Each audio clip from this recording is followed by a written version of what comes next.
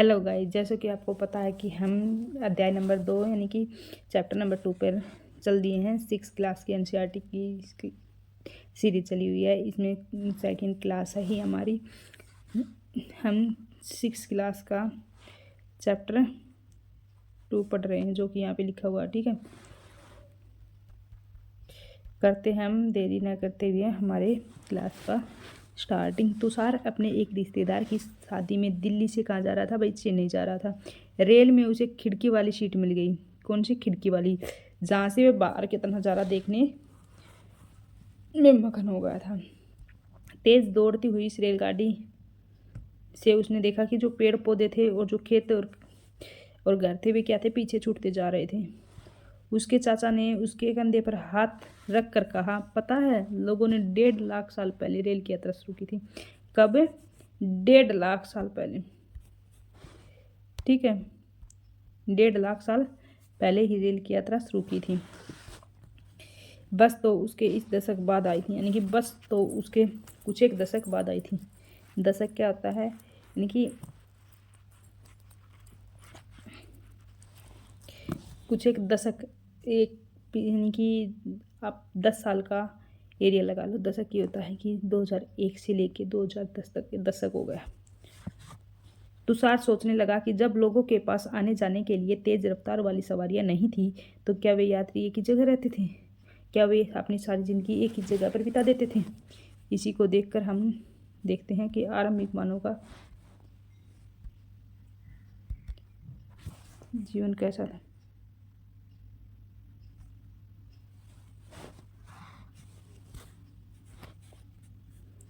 आरंभिक मानव आखिर वे इधर उधर क्यों घूमते थे? हम उन लोगों के बारे में जानते हैं जो कि उपमहाद्वीप में 20 लाख साल पहले रहा करते थे। यानी 20 लाख साल पहले जो लोग हमारे इस महाद्वीप में रहते थे उसके बारे में हम जानकारी प्राप्त करते हैं। और वे कैसे रहते थे और कैसे क्या भोजन का उन्होंने इंतज़ाम किया अपने उस टाइम पे, और उन्हें उसकी जो कंडीशन में कैसे भोजन प्राप्त करते थे, कैसे रहते थे, उसी के आधार पर उसे क्या नाम दिया गया? आखेट संग्राहक के नाम से जाना जाता था। किस नाम से? आखेट संग्राहक के नाम से क्यों जाना जाता था? क्योंकि उसके भोजन का इंतजाम करने की विधि के आधार पर पुकारा जाता था। ठीक है, वे अपना भोजन कैसे करते थे? जंगली जानवरों का शिकार करते थे, मछलियाँ पकड़ते थे, चिड़ियाँ पकड़ते थे, फल फूल दाने पौधे पत्तियाँ अंडे इकट्ठा किया करते थे। इनसे वे अपने पेट की भूख शांत करते थे। आखेट खाद्य संग्राहक समुदाय के जो लोग थे एक जगह से दूसरी जगह घूमते रहते थे। ऐसा करने के उनके कई कारण थे। पहला कारण क्या था? पहला कारण था कि वे अगर वे एक ही जगह पर ज़्यादा दिनों तक रहते तो उसके आसपास के जो पौधे फलों और जानवरों को खाकर समाप्त कर देते थे, इसलिए भोजन की तलाश में उन्हें दूसरी जगह जाना पड़ता था। ठीक है, सेकंड कारण क्या था भाई?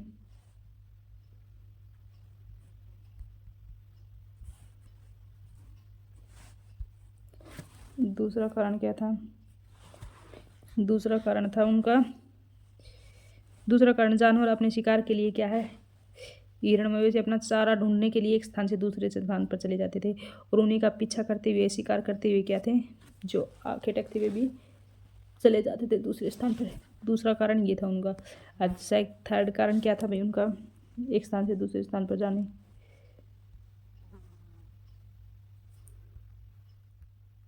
एक मिनट रुकिए भाई, जूम नहीं हो रही है।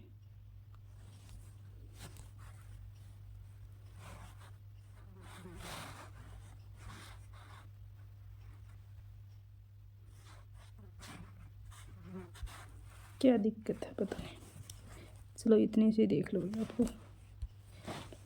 तीसरा कारण यह था कि पेड़ों और पौधों में फल फूल और अलग अलग मौसम में आते थे, इसलिए उनकी तलाश उपयुक्त मौसम के अनुसार ही उन्हें ढूंढ लेते थे। यानी कि कौन सी जगह पर कौन से फल लगते हैं उसी टाइम पे वे वहाँ पे चले जाते थे। चौथा कारण यह था कि पानी के बिना किसी भी प्राणी को या पेड़ पौधों को जीवित रहना संभव नहीं था। यानी कि पानी झीलों झरनों और नदियों में ही मिलता था। कई नदियाँ, झीलें तो ऐसी थी जो कभी भी नहीं सूखती थी, और कई झीलें और नदियों में बारिश के टाइम ही पानी आता था। इसलिए झीलों और नदियों के किनारे जो मौसमी झीलों और नदियों के किनारे बसे रहते थे उनको पानी के टाइम पे अगर जिस टाइम पे बारिश नहीं होती थी उस टाइम पे उन्हें दूसरी जगह पर पानी की तलाश के लिए जाना पड़ता था। ये उनका चौथा कारण था पानी की तलाश में।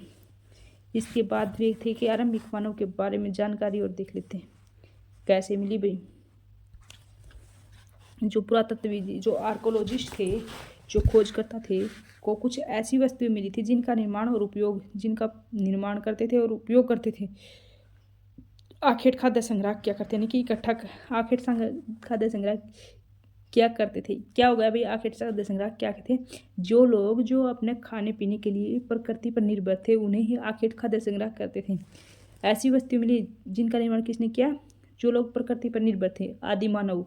ठीक है, यह संभव है कि लोगों ने अपने काम के लिए पत्थरों, लकड़ियों और हड्डियों के औजार बनाए। ठीक है, इनमें से पत्थरों के औजार जो कि आज तक भी बचे हुए हैं। इनमें से कुछ औजारों का उपयोग फल फूल काटने के लिए, हड्डियाँ और मांस काटने के लिए,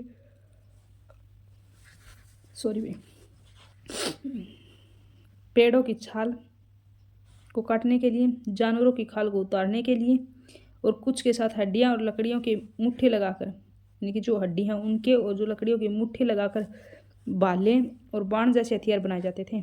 कुछ औजारों से लकड़ियाँ काटी जाती थीं और लकड़ियों का उपयोग ईंधन के साथ साथ झोपड़ियों और औजार बनाने के लिए किया जाता था। यानी जो लकड़ी हैं उनके साथ साथ यानी जो लकड़ियों का उपयोग था वो ईंधन के साथ साथ झोपड़ी और जो उसके साथ औजार बनाने के लिए किया जाता था। इसी के साथ है हम देख लेते, देखो इस चित्र में दर्शाया गया है भाई, इस साइड से ये पेड़ की जड़ें निकाल रहा है खोद के खाने के लिए, और इस साइड देखो ये खाल है, इसको क्या कर रहा है, सील रहा है। जो इसमें दिखाया गया कि पत्थर के औजारों का उपयोग बाई और इंसान के खाने योग्य पेड़ की जड़ों को खोदने के लिए किया गया। ओके, और इस साइड है दाएं और जानवरों की खाल को वस्त्रों के रूप में सीलने के लिए किया गया। ठीक है, नेक्स्ट पे चलते भैया हम। रहने की जगह उन्होंने कैसे कैसे निर्धारित की, इसके बारे में और कर लेते हैं।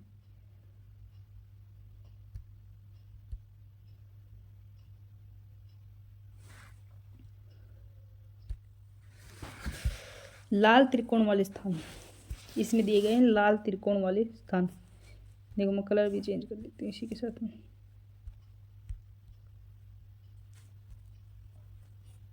ये लाल त्रिकोण वाले स्थान है वे क्या है, ये पूरा स्थल है जहाँ पे आखेट और जो खाद्य संग्रह, जहाँ पे आखेट और जो खाद्य संग्रह जो प्रकृति पर निर्भर थे मानव, उनका स्टार्टिंग में वे जगह है जहाँ पे इनके प्रमाण मिले हैं। इसके आखेट और खाद्य संग्रह की पूरा स्थल है ये। ठीक है, रेड कलर वाले।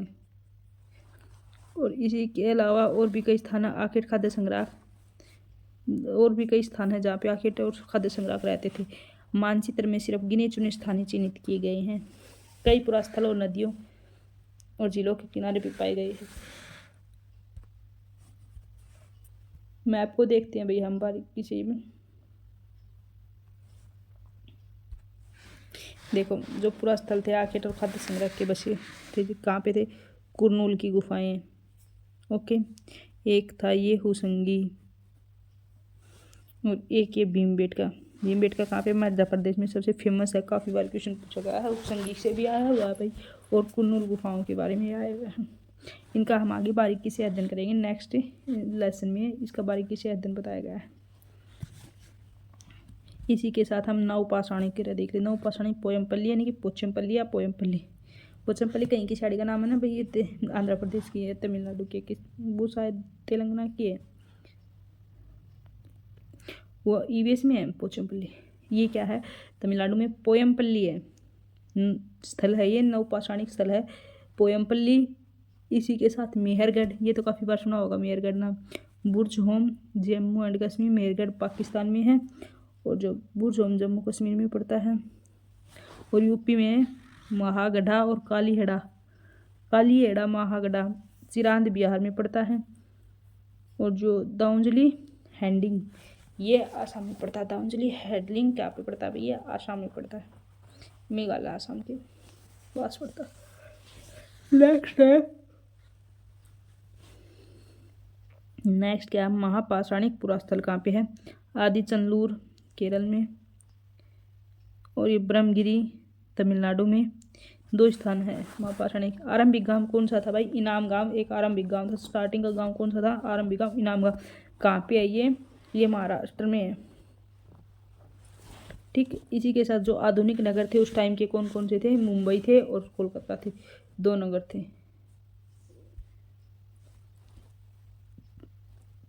ये और देख लेते हैं भाई।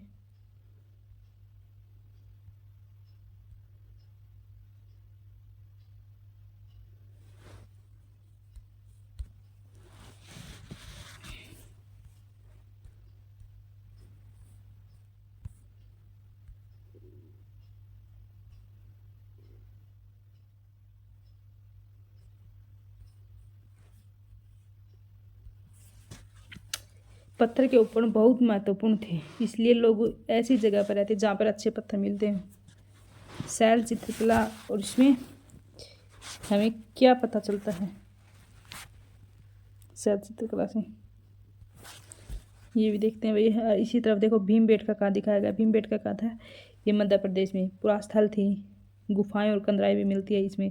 लोग इन गुफाओं में रहते हैं, इसलिए रहते हैं क्योंकि वहाँ पर उन्हें बारिश से, धूप से, हवाओं से क्या राहत मिलती है, बचाव मिलता है। ये गुफाएं नर्मदा घाटी के पास है। कहाँ पे है भाई, नर्मदा घाटी के पास। ठीक, इसी तरह इस शैल चित्रकला में क्या दर्शाया गया है भी देखो। इसमें देखो एक जानवर है, इसका पीछा करते हुए दर्शाएगा। जिन गुफाओं में लोग रहते थे उनमें से कुछ की दीवारों पर चित्र मिले हैं, कुछ एक की दीवारों पर तो क्या चित्र बनाए गए हैं। इनमें कुछ सुंदर उदाहरण मध्य प्रदेश की, दक्षिणी उत्तर प्रदेश की गुफाओं से मिले चित्र हैं। इनमें जंगली जानवरों का बड़ी कुशलता से सजीव चित्रण किया गया है। देखो ये पत्थर दर्शाए गए।